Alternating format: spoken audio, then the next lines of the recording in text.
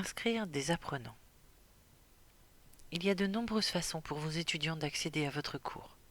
Votre administrateur, par exemple, pourrait les inscrire pour vous, ou ils pourraient être inscrits automatiquement de l'extérieur, ou même créer leur compte personnel sur le site Moodle et s'inscrire eux-mêmes dans votre cours.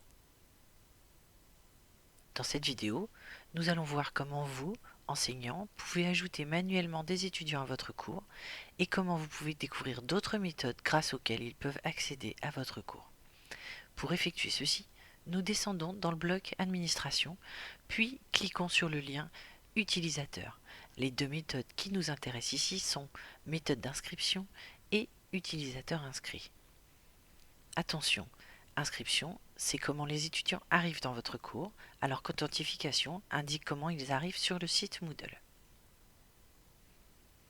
Si nous, en tant qu'enseignants, cliquons sur méthode d'inscription, nous pouvons voir qu'il y a différentes façons pour eux, étudiants, d'accéder ou d'être inscrits dans un cours.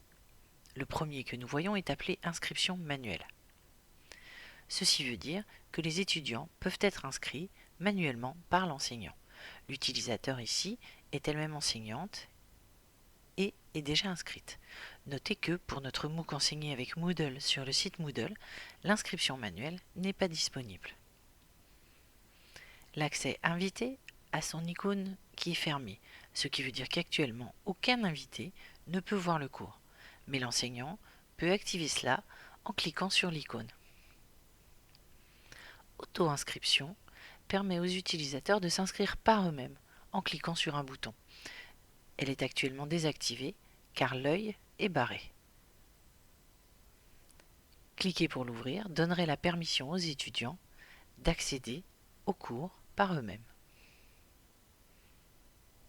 Si nous retournons en arrière et regardons Utilisateurs inscrits, nous pouvons faire deux choses. Nous pouvons voir une liste de ceux qui sont déjà inscrits dans notre cours. Actuellement, il y a juste l'enseignante. Et s'il y a beaucoup d'utilisateurs, nous pouvons les rechercher en utilisant la zone de recherche prévue à cet effet en haut. Nous pouvons aussi filtrer la liste par les différentes méthodes d'inscription ou par le rôle qu'ils ont dans le cours. Pour inscrire les utilisateurs manuellement, nous pouvons cliquer sur le bouton Inscrire des utilisateurs, puis choisir le rôle que nous voulons, apprenant, étudiant, enseignant. En tant qu'enseignant, nous n'avons normalement pas les droits pour inscrire d'autres enseignants dans notre cours. Nous devons demander la permission pour faire cela à l'administrateur. Nous défilons ensuite vers le bas et choisissons les utilisateurs.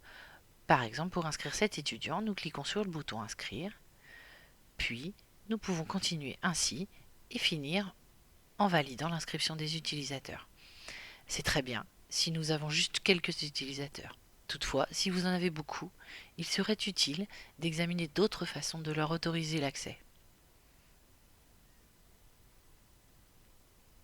Allons dans un cours différent sur un autre site Moodle pour examiner les cohortes. Ici, nous avons à nouveau l'entrée des utilisateurs inscrits, mais cette fois, nous voyons une nouvelle option. Parcourir les utilisateurs et parcourir les cohortes. Une cohorte est un groupe d'utilisateurs créé par l'administrateur du site ou par le gestionnaire et nous pouvons ajouter des membres de cohorte individuellement à partir d'ici ou retourner à l'administration du cours, utilisateur, méthode d'inscription et ajouter la cohorte en entier en utilisant ce qui s'appelle la méthode de synchronisation des cohortes. Vous ne verrez cela que si votre site a mis en place des cohortes. Ça y est, vous savez inscrire des utilisateurs.